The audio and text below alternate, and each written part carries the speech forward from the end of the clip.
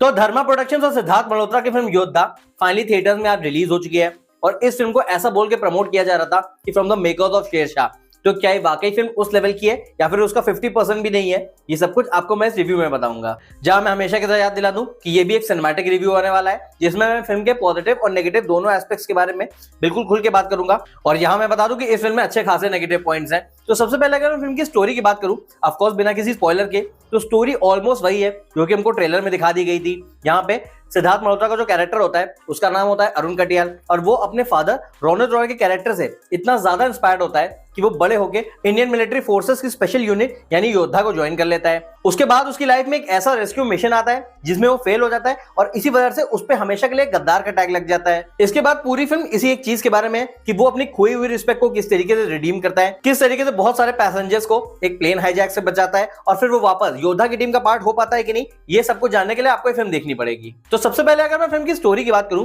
तो फिल्म का जो बेसिक प्लॉट और स्टोरी है वो बहुत ज्यादा रूटीन है। यानी हमने बहुत सारी बॉलीवुड फिल्मों में ये प्लेन हाईजैक वाला कॉन्सेप्ट देखा है, उसके अलावा इस फिल्म में भी इंडिया और पाकिस्तान की राइवलरी दिखाई गई है। लेकिन जिस तरीके से इस फिल्म का स्क्रीन प्ले लिखा गया है और धीरे धीरे स्टेप बाय स्टेप किस तरीके से ड्रामा अनफोल्ड होता है वो आपको डेफिनेटली इंग्रॉस करके रखेगा। सबसे पहली चीज तो इसलिए क्योंकि ड्रामा बहुत टेंशन रिटर्न है, इसलिए फिल्म को सेटअप करने में बहुत ज्यादा टाइम नहीं वेस्ट किया गया है। सेकेंडली, फिल्म जिस तरीके से प्रोग्रेस करती है फिल्म में एक भी डल मोमेंट नहीं है, इस वजह से ऑडियंस कभी भी किसी भी पॉइंट पे बोर तो नहीं होगी। इनफैक्ट फिल्म में सिद्धार्थ मल्होत्रा और राशि खन्ना का एक लव ट्रैक भी है, बेसिकली वो उनकी वाइफ का रोल प्ले कर रही है। तो इस वजह से मैं फिल्म को देखने से पहले थोड़ा बहुत स्केप्टिकल था कि इस फिल्म में रोमांटिक सीन्स या फिर गाने बहुत ज्यादा नहीं डाल दिए जाएं, लेकिन अब मैं फिल्म देखने के बाद कह सकता हूं कि फिल्म के रोमांस को बिल्कुल मिनिमलिस्टिक रखा गया है। डेफिनेटली फिल्म के इंट्रोडक्शन में एक सॉन्ग है जो कि फिल्म को सेटअप करता है, लेकिन उसके अलावा फिल्म में एक भी गाना नहीं है। और वहीं अगर मैं एक्शन की बात करूं तो इस फिल्म का सबसे बड़ा सेलिंग पॉइंट और इस फिल्म का सबसे बड़ा हाईलाइट फैक्टर इस फिल्म का एक्शन ही है। जिस तरीके से फाइट्स को कोरियोग्राफ किया गया है और जिस तरीके से hand to hand combat scenes दिखाए गए हैं वो आपको स्क्रीन पे देखने में बहुत ज्यादा जबरदस्त लगेंगे।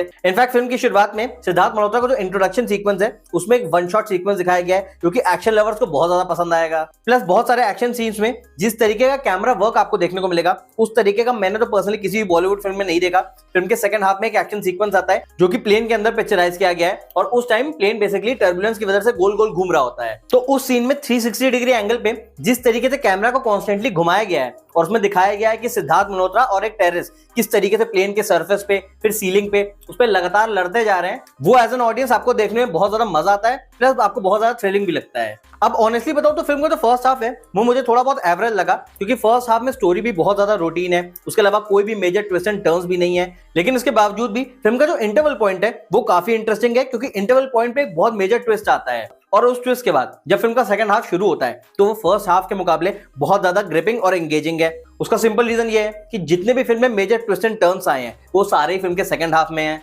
बेसिकली फिल्म में जो मेन प्लेन हाईजैक दिखाया गया है वो फिल्म के फर्स्ट हाफ में हो जाता है, तो सेकंड हाफ पूरा इसी पे डेडिकेट किया गया है कि किस तरीके से सिद्धार्थ मल्होत्रा फाइंड आउट करता है कि कौन असली कल्प्रेट है, किस तरीके से वो टेररिस्ट को मारता है, किस तरीके से वो स्टेप बाय स्टेप पैसेंजर्स को बचाता है। इसको बहुत ही डिटेल वे में दिखाया गया है और वो एज एन ऑडियंस आपको देखने में काफी ज्यादा मजा भी आएगा और आप ड्रामा में भी काफी ज्यादा इंग्रॉस रहोगे। अब वहीं अगर मैं फिल्म के थोड़े बहुत नेगेटिव एस्पेक्ट्स की बात करूं तो सबसे पहला और सबसे बेसिक एस्पेक्ट तो यही आता है कि इस फिल्म का जो ट्रेलर आया था उसने फिल्म की पूरी स्टोरी रिवील कर दी थी। तो इस वजह से मेरे लिए फिल्म देखते टाइम कोई पर्सनल सस्पेंस नहीं बचा था क्योंकि पूरी स्टोरी फर्स्ट फ्रेम से लेकर लास्ट फ्रेम तक बहुत ज्यादा प्रेडिक्टेबल है। जैसे कि मैंने कहा सेकंड हाफ में थोड़े बहुत ट्विस्ट एंड टर्न्स जरूर आते हैं, लेकिन वो इतने मेजर ट्विस्ट एंड टर्न्स नहीं है कि आप स्टोरी प्रेडिक्ट ना कर पाए। आपको पता है कि लास्ट में क्या होने वाला है और एग्जैक्टली लास्ट में वही होता है। प्लस पिछले 1.5 साल में इंडिया वर्सेस पाकिस्तान की राइवलरी पे बहुत सारी फिल्में बन चुकी हैं, चाहे वो पठान हो, टाइगर 3 हो, गदर 2 हो या फिर रिसेंटली रिलीज हुई फाइटर हो। तो ऐसे में एक तो ऑडियंस इस सब्जेक्ट से बहुत ज्यादा बोर हो चुकी है, उनको ऐसा लगने लगा है कि सेम टाइप की कहानी को बार बार रीपैकेज करके उनको दिया जा रहा है।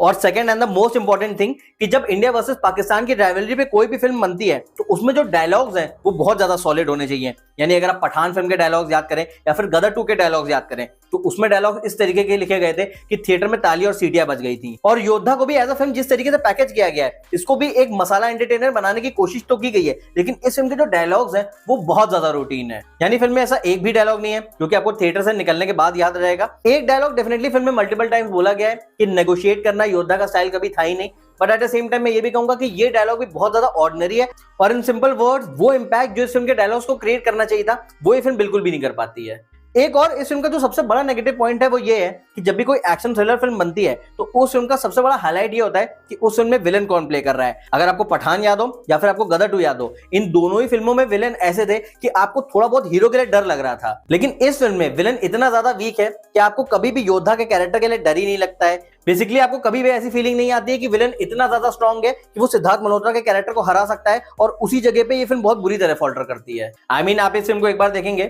थोड़ा बहुत एंटरटेन भी हो जाएंगे, लेकिन एक जो एवर लास्टिंग इंपैक्ट कोई फिल्म छोड़ना चाहती है वो ये फिल्म नहीं छोड़ पाएगी। और उसका सिंपल रीजन ये है कि इस फिल्म को प्रमोट तो ऐसे किया गया था कि by the makers of Shershaah, लेकिन यहां मैं आपको बता दूं कि इस फिल्म को शेरशाह के डायरेक्टर ने नहीं बनाया है, सिर्फ करण जौहर, क्योंकि इस फिल्म के प्रोड्यूसर हैं जो कि शेरशाह के भी प्रोड्यूसर थे। इस वजह से इस फिल्म को from the makers of Shershaah कहा गया है। और यही रीजन है कि जो इमोशनल डेप्थ, जो सुपरहिट सॉन्ग्स और जो अल्टीमेट क्लाइमैक्स शेरशाह फिल्म का था, वैसा योद्धा फिल्म का बिल्कुल भी नहीं है। तो ओवरऑल मेरा फाइनल वर्डिक्ट यही है कि योद्धा एक decent one time watch film है, ना ही ये इतनी ज्यादा एक्स्ट्राऑर्डिनरी है कि आपको इसको थिएटर्स में ही देखना चाहिए, but at the same time मैं ये भी कहूंगा कि ये बहुत ही ज्यादा बुरी या कोई टेरिबल फिल्म भी नहीं है जिसको आपको 100% मिस ही करना चाहिए। अगर आप एक डिसेंट वाला टाइम पास एक्सपीरियंस चाहते हैं अपने फ्रेंड्स एंड फैमिली के साथ, तो आप इस फिल्म को एक चांस जरूर दे सकते हैं। बस एक प्रो एडवाइस यही रहेगी कि एक्सपेक्टेशन बहुत ज्यादा मत लेके जाना।